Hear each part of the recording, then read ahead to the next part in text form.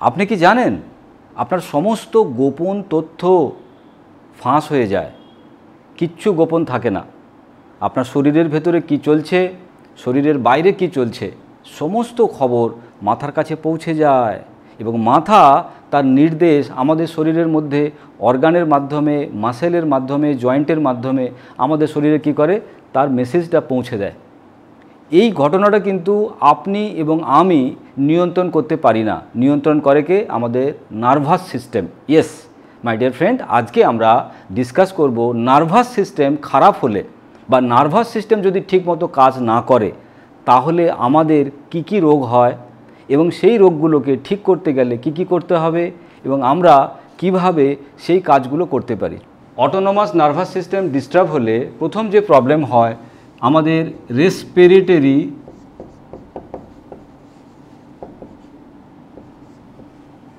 System disorder হয়ে যাবে। Respiratory system মানে আমাদের লাংস আমাদের শরীরের একটা বড় ভূমিকা পালন করে। লাংস কি আমাদের শরীরে শ্বাস প্রশ্বাস নিতে সহযোগিতা করে। লাংস, ভাবুন লাংস রিলেটেড প্রবলেম যাদের হয়, শ্বাস নিতে কষ্ট হয়, তাদের অক্সিজেন নিতে হয় কিংবা তাদের গ্যাস নিতে হয়, মুখে পাম্প তারা ইউজ করে। ডাক্তারের কাছে গেলে ডাক্তারবাবু কি বলে যে ব্রঙ্কাইটিস, তখন কেউ কাফ অ্যান্ড কোল্ড, কেউ আবার সর্দি কাশির ওষুধ খায়, কিন্তু সারে না। কেন সারে না? কারণ অটোনোমাস নার্ভাস সিস্টেম কাজ করছে না, তার ফলে তার ব্রিদিং প্রবলেম। তার মানে যদি আমাকে এই ব্রিদিং প্রবলেমকে ঠিক করতে হয়, অটোনোমাস নার্ভাস সিস্টেমকে ঠিক করতে হবে। সার্কুলেশন সিস্টেম মানে আমাদের হার্ট ব্লাড পাম্প করে নিজের মতো করে। তাহলে সে যদি ডিস্টার্ব হয়ে যায়, আপনার শরীরে কি হবে? হাই বিপি, ব্লাড প্রেশার বেড়ে যাবে, আবার লো প্রেশারও হতে পারে। তাহলে এই ব্লাড প্রেশার যদি বেড়ে যায়, এর সঙ্গে কিন্তু আমাদের রিলেটেড কিডনি। তাহলে যাদের কিডনি খারাপ, যাদের হার্ট প্রবলেম, বুঝতে পারছেন কেন দিনের পর দিন ওষুধ খেতে হচ্ছে? ব্লাড প্রেশার কিছুতেই কমছে না ওষুধ খাওয়ার পরেও, কারণ অটোনোমাস নার্ভাস সিস্টেম কাজ করছে না। ডাইজেশন সিস্টেম, তার মধ্যে যেটা প্রধান পড়ে সেটা হচ্ছে লিভার এবং আমাদের gastro intestine tract, colon, small intestine and large intestine. তো এই যে আমাদের শরীরের খাবার হজম করতে যারা সহযোগিতা করে, লিভার, কোলন, এরা কিন্তু কাজ করা বন্ধ করে দেবে। দীর্ঘদিন ধরে যারা আইবিএস প্রবলেমে ভুগছেন বা পেটের রোগে ভুগছেন, কনস্টিপেশন রোগে ভুগছেন, বারবার ডাক্তারকে দেখাচ্ছেন, ওষুধ খাচ্ছেন, সারছে না, কারণ কি? অটোনোমাস নার্ভাস সিস্টেম কাজ করছে না। অ্যান্ড ফোর্থ, যেটা সব থেকে আমাদের ক্ষতিগ্রস্ত হয়, that is reproduction system. Reproduction system বুঝতেই পারছেন, যেমন আমাদের ফিমেল অর্গান, ওভারি কাজ করবে না, পিরিয়ডিক্যাল প্রবলেম, ক্র্যাম্প, ব্যথা, এবং এর সঙ্গে সঙ্গে আমাদের মেল যে অর্গান টেস্টোস্টেরন, আমাদের সেক্সুয়াল ডিসঅর্ডার, হরমোনাল প্রবলেম হয়ে যাবে। তাহলে রিপ্রোডাকশান সিস্টেমের মধ্যে আমাদের ফিমেল অর্গান যেমন আমাদের ওভারিজ, তার সঙ্গে সঙ্গে মেল যে অর্গান আমাদের পেনিস, স্কোটাম, টেস্টোস্টেরন হরমোন, এগুলো কিন্তু কাজ করবে না। এই যে আজকের দিনে দেখা গেছে বাড়িতে বাড়িতে মেয়েদের সন্তান হচ্ছে না, পিরিয়ডিক্যাল প্রবলেম। কারণ কি? ডাক্তার দেখাচ্ছে, ওষুধ খাচ্ছে, কেউ কেউ হয়তো অপারেশন সার্জারি করে ফেলেছে, তাও প্রবলেম সলভ হচ্ছে না, কারণ অটোনোমাস নার্ভাস সিস্টেম কাজ করছে না। এবং তার সঙ্গে সঙ্গে অনেক পুরুষ মানুষ, মানে মেল যারা আমাদের মতো, তাদের কি হয়েছে? Sexual disorder, hormonal problem. তো সেই সমস্ত প্রবলেমের জন্য যদি ট্রিটমেন্ট করে আপনি ক্ষান্ত হয়ে গেছেন কিন্তু প্রবলেম কোনো সলিউশন পাচ্ছেন না, তাহলে আপনাকে জানতে হবে অটোনোমাস নার্ভাস সিস্টেম কাজ করছে না। এই অটোনোমাস নার্ভাস সিস্টেমকে তাহলে আমরা কিভাবে ঠিক করব? চলুন সেটা আমরা দেখে নিই। অটোনোমাস নার্ভাস সিস্টেম বেসিক্যালি কিভাবে ঠিক হয়। অটোনোমাস নার্ভাস সিস্টেম যদি খারাপ হয়ে যায় কি কি প্রবলেম হয় আমরা দেখলাম, কিন্তু প্রশ্নটা হচ্ছে অটোনমাস নার্ভাস সিস্টেম কেন খারাপ হয়? তার প্রধান কারণ হচ্ছে কি জানেন? ফ্রাস্ট্রেশন।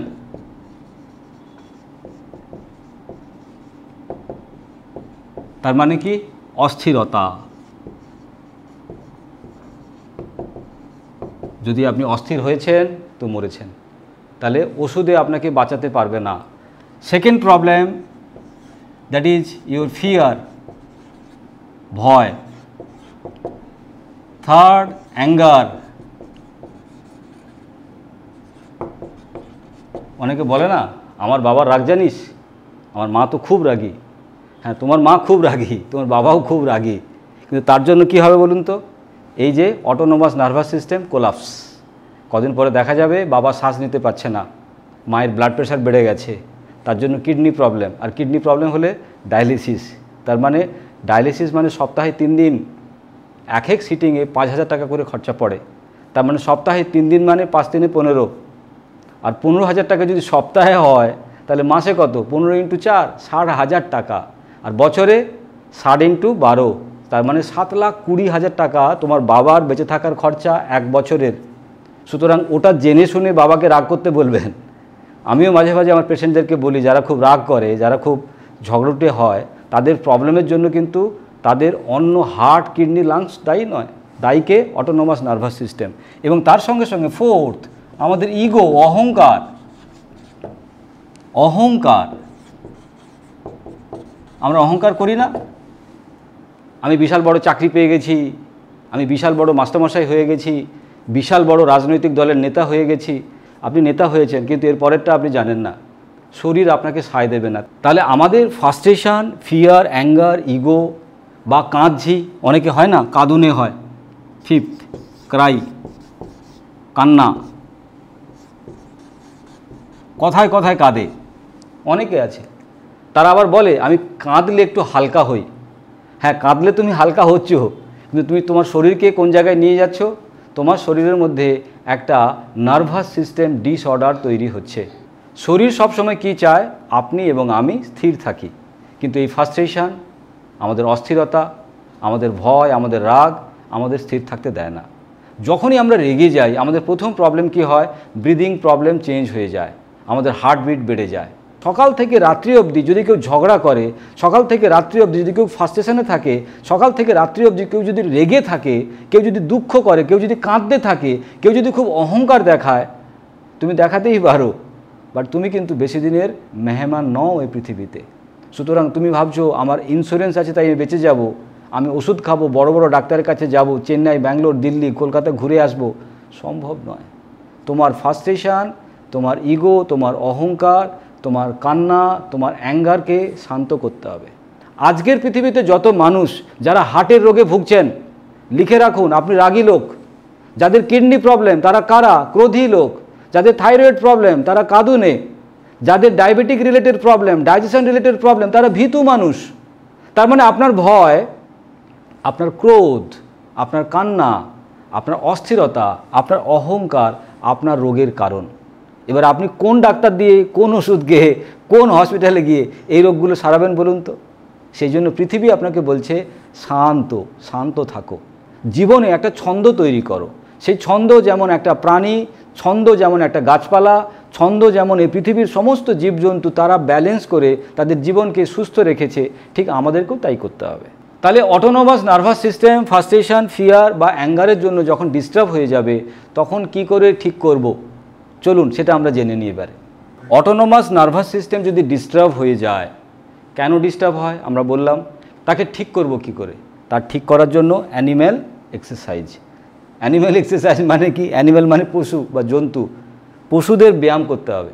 তাহলে এই যে যোগা, প্রাণায়াম, জিম, এগুলো কি কোনো কাজে লাগবে না? লাগবে, কিন্তু আমাদের অটোনমাস নার্ভাস সিস্টেম ঠিক করতে গেলে কিন্তু অ্যানিম্যাল এক্সারসাইজটা করতে হবে। আর এটার সঙ্গে আরেকটা জিনিস আমাদেরকে সহযোগিতা করবে, যেটা হচ্ছে আমার 4 নম্বর ফর্মুলা।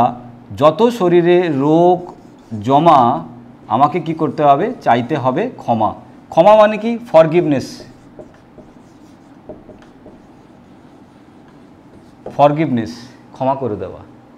আমাদের শরীরে যত রোগ যেগুলো আমরা সারাতে পাচ্ছি না, কঠিনতম, যদি আমরা ক্ষমা চাইতে পারি তাহলে কিন্তু খুব দ্রুত আমরা শান্ত হয়ে যেতে পারি বা ওই রোগ থেকে আমরা মুক্তি পেতে পারি। কেন? কারণ রোগ আমাদের ফরগিভনেস করলে আমাদের বডি, আমাদের হরমোনাল যে গ্ল্যান্ড, আমাদের যে অস্থিরতা, তারা শান্ত হয়ে যাবে, তারা স্টেবল হয়ে যাবে। তাতে কি হবে? ধীরে ধীরে ওই রোগ থেকে আমি বেরিয়ে আসব। দেখুন, আপনি যখন জন্মেছিলেন মাত্র 2 কেজির একটা মাংসের ডালা, তখন আপনি পড়ে থাকতেন। কি আপনার ধর্ম আপনি জানতেন না, কোন রাজনৈতিক দলে আপনাকে ভোট দিতে হবে পসিবল নয়। আপনি টিচার হবেন না, আপনি প্রিন্সিপাল হবেন না, ব্যারিস্টার হবেন আপনি জানেন না। আপনি শাশুড়ি হবেন না বৌমা হবেন তাও আপনি জানেন না।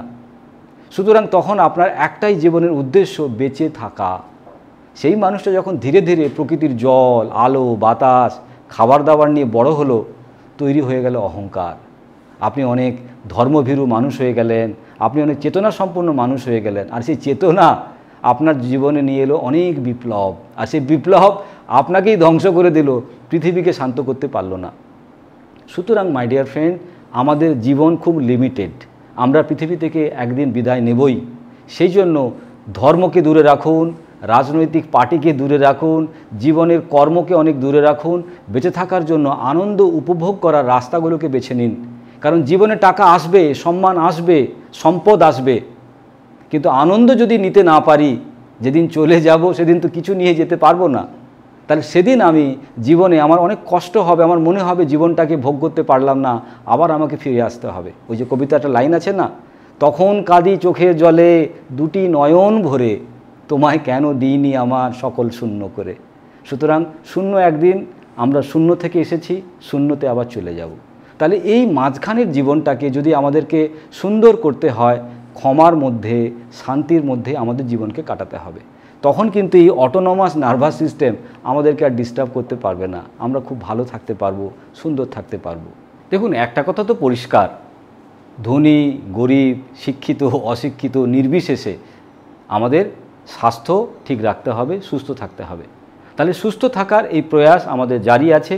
আর যদি কেউ পার্সোনালি আমার সঙ্গে যোগাযোগ করতে চান, নিচে দেওয়া নাম্বারে যোগাযোগ করতে পারেন। আমরা টেলিফোনিক কথা বলতে পারি বা 1-to-1 কথা বলতে পারি।